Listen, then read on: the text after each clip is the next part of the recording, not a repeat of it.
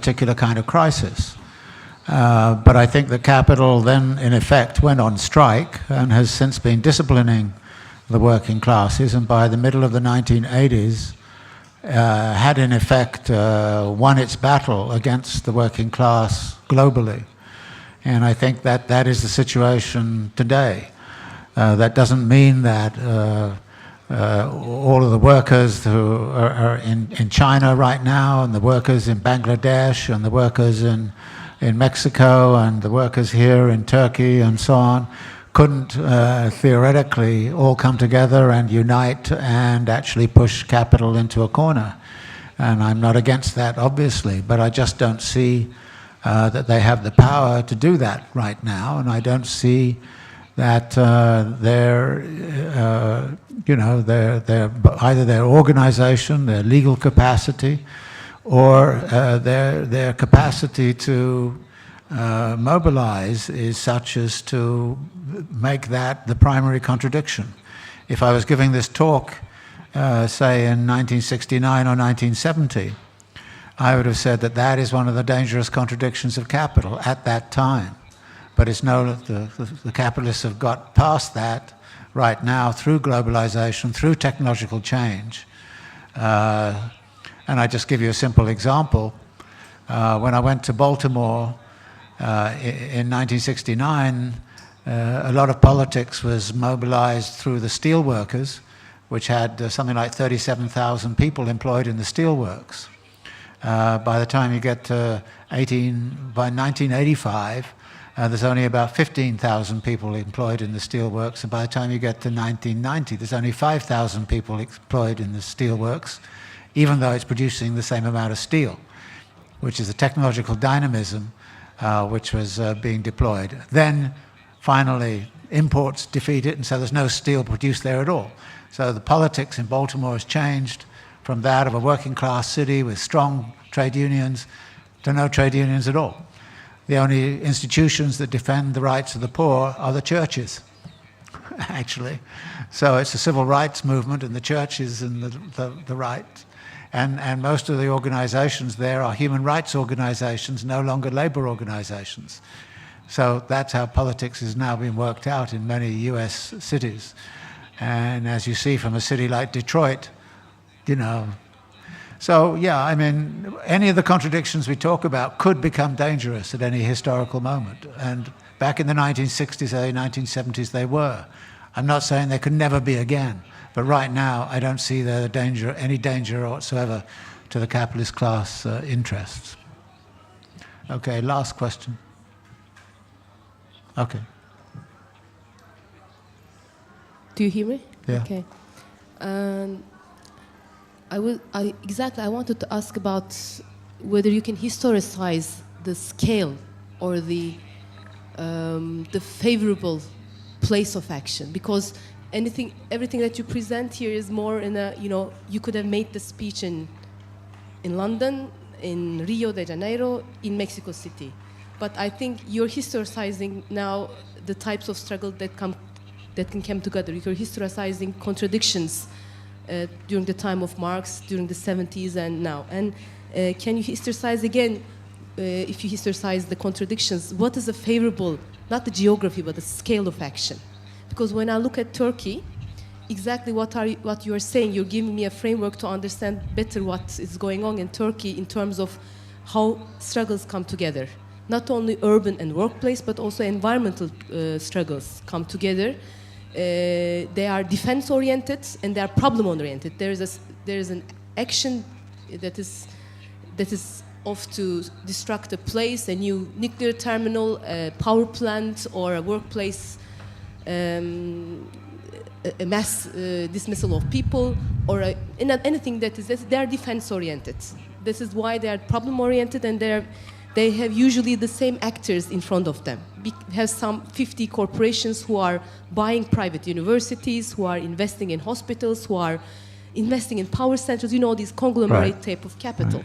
Right. So because these actors bring types of struggles together, they are organized around defense, not a new world vision. We are defending a very concrete thing, and they are problem-oriented. So I would have loved to hear if these urban workplace and environmental struggles come together, what could be the favorable geography or the scale action? What defines the locality? How do you diversify your speech when you make it in Mexico City and Turkey? Does it diversify? Can you see the globe in terms of its struggle geography as well, not in terms of its capital geography? And a small question that goes with this: you didn't mention environmental struggles, though they are very mention historic. what? Environmental struggles. Yeah, right, I think because you see urban right. includes all, no? Urban is for you planetary Yes. urbanism. Did I? Okay. Thank you very much.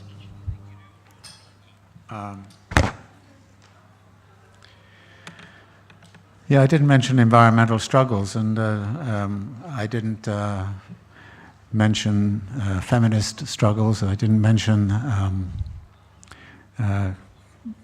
queer theory struggles. I didn't mention anti-racist struggles. I didn't mention environmental struggles. This raises some very interesting issues, which, if you want, you can go on my website. I've just written a response on these sorts of issues. Because these other forms of oppression are very important, and of course when you're dealing with urban environments, they come together. You cannot, in the field of social reproduction, disaggregate the questions of what a capital accumulation is about, and what the emancipation of women or emancipation of sexually differentiated groups or ethnic groups and religion and nation and all the rest of it. In other words, one of the main things I'm talking about here is the contradictions of capital, which are very different for me from the contradictions of capitalism. The contradictions of capitalism are much broader, and they sometimes, of course, come together, so that the Kurdish struggle, for example, has a course about emancipation for a particular cultural group, but it also has anti-capitalist elements in it. And what I wanted to do was to try to define what those anti-capitalist elements might be. Not to deny the significance of these other forms of struggle, and how alliances can be built between an anti-racist struggle and an anti-capitalist struggle. That is a very, very important issue in the United States because historically, whenever anti-racist struggles have become anti-capitalist struggles, they become extremely, extremely dangerous for the capitalist system. And I think it's no accident that the main leaders like Malcolm X and of course Martin Luther King were assassinated when they started to take that turn from anti-racist struggles and civil rights struggles towards anti-capitalist and anti-imperialist struggles. So there's that whole set of issues which I haven't dealt with here, which I'm very aware of. And if you, like I say, if you go to my website, I did a brief piece about the dangerous, because I've been criticized for not dealing with those struggles adequately. And my point is that I'm not trying to deal with those struggles here. I'm trying to define what is anti-capitalist, so that those struggles know better what it means to be anti-capitalist, so you don't get the anti-racists saying, oh, I'm anti-capitalist, but then it turns out that actually there are plenty of anti-racists are pro-capitalist. I know plenty of feminists who are pro-capitalist. I know plenty of queer theorists who are pro-capitalist. So, you know, there's some distinctions there that need to be thought about and discussed. The question of scale. Look, I give this talk in Mexico City, I give this talk in Santiago, I give it in Rio, and I get very similar responses. And people see what I'm talking about. I think this is about the universality of what capital is about. And while in each case, these other issues like, you know, the questions of race or religion and gender and also come together in a different configuration around this, the basic elements of what is going on. There is not a city that I've been to in the last, you know, 3 or 4 years, and I've been to a lot of them, which doesn't have a sector of building conspicuous consumption type residences for the ultra-rich, that doesn't have at the same time a crisis of affordable housing for the mass of the population. Not a single city I've been to where that has not been a fundamental issue. And when you say, my God, we have that in New York City, people look at you and say, this is strange. And I say, well, it's not strange at all, because the top 1% of people in New York City earn $3.27 million a year, according to the 2012 income tax returns. $3.27 million a year, on average, the top 1%. 50% of the population is trying to live on less than $30,000 a year. This is, yeah, well, this then generates a struggle over affordable housing. And then that does get to the electoral arena. You know, can we elect somebody who is sympathetic at least to this question of affordable housing? And we did. We got rid of a billionaire mayor who actually his fantasy was that New York should be the city where every billionaire in the world had a penthouse. Build as many penthouses as you can. Build it in a way, make the city beautiful for them. Don't care about, you know, the homeless. Don't care about the rest of it, except you keep the homeless off the street so you don't see them. So this is the kind of world we live in. And I mean, in Santiago, in Chile, a huge difference between this area they call Little Manhattan and all of the slum dwellers. Same thing, and what were the revolts in Brazil about in 2013?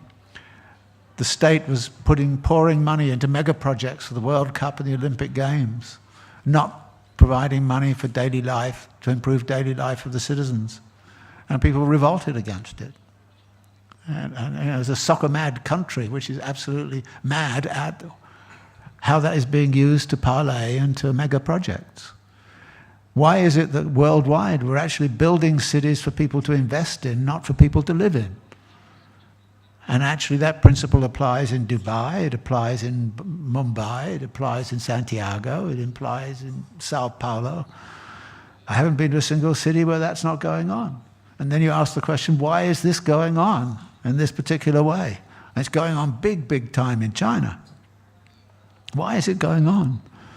And at that point, you come back to the contradictions of capital and you see why the only way capital can get out of certain of its contradictions right now is to do things like that. And then you say, well, if the only kind of urbanization it can produce is that, then we have to do something different. Now, on the question of scale of action, I'm a great believer in the idea that all politics begins in the locality.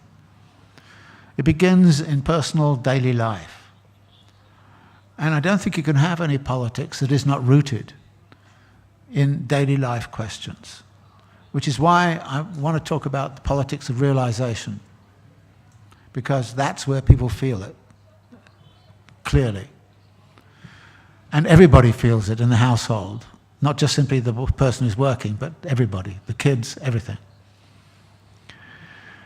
But that has then to be scaled up in some way. And Marx and Engels had a very interesting formulation in the Communist Manifesto, which I used in Spaces of Hope. And I said, you know, you begin with the personal as political. And it's the personal response to daily life conditions which is political.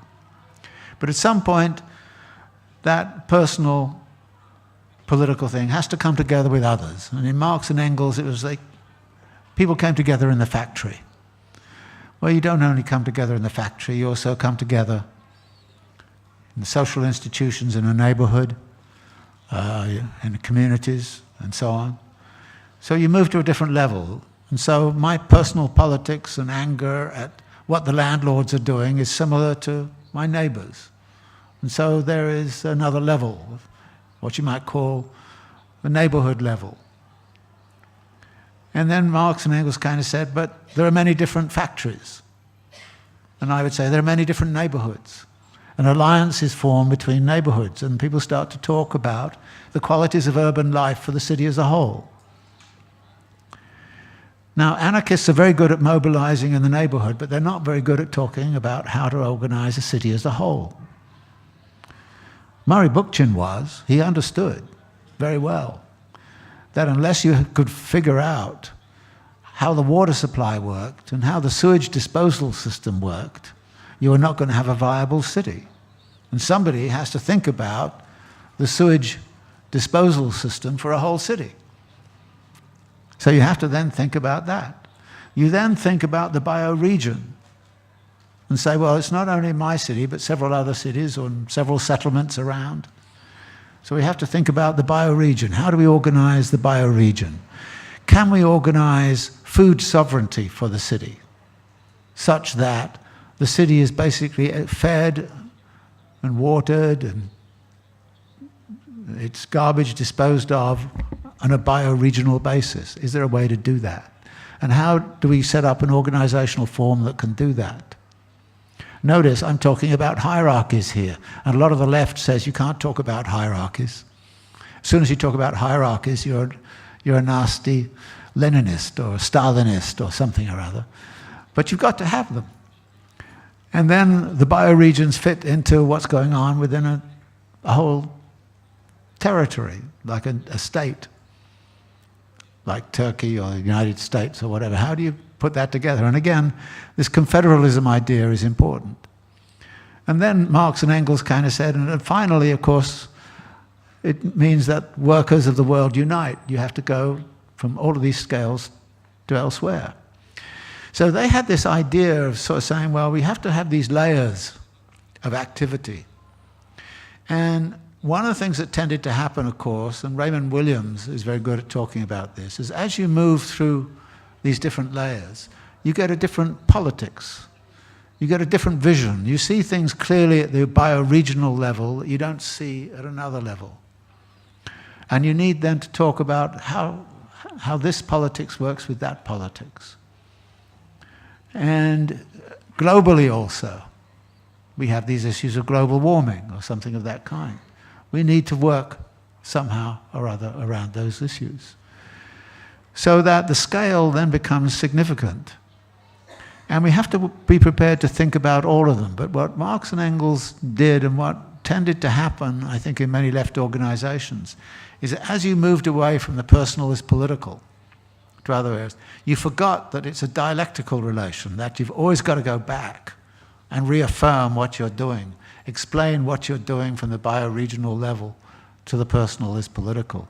Otherwise, your politics gets hollowed out. It loses its base. It loses its purchase in daily life. And to me, it seems to me that we can think about those different layers. And again, you know, we're not stupid. We're intelligent human beings.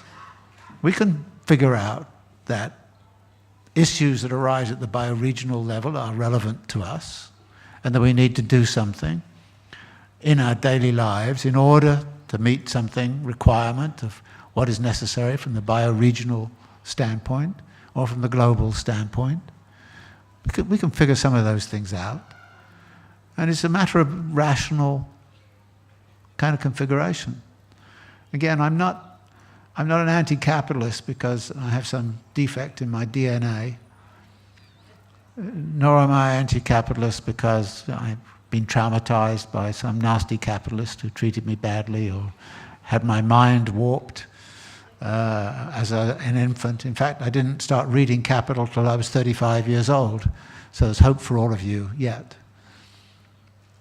So we can change these things.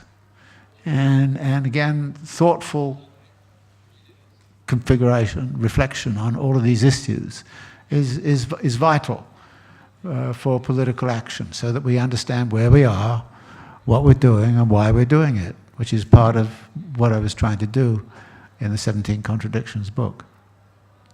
Okay, so I guess that's that. So thank you all very much.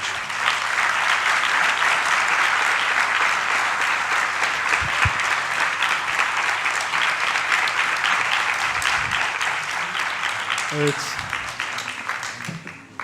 Kendisine çok teşekkür ediyoruz bu muhteşem ve güzel konferans için. Umarım ki herkes çok çok keyif aldı. Ve sizlere de tabii ki bugünkü deneyimi bizlerle paylaştığınız için, buraya kadar geldiğiniz için teşekkür ediyoruz. Ve son bir teşekkür alkışı da bu etkinliği, bu konferansın düzenlenmesine emek verenler. Bu konferans biliyorsunuz 3 ortak aracılığıyla düzenlendi. David'in Türkiye'deki yayıncısı Sel Yayıncılık, Mimar Sinan Güzel Sanatlar Üniversitesi Şehir ve Bölge Planlaması bölümü ve TUMOP Şehir Plancıları Odası İstanbul Şubesi'nden bu etkinliğin düzenlenmesinde emeği geçen tüm arkadaşlarımıza da teşekkür ediyoruz ve onları da burada alkışlıyoruz. Çok sağ olun.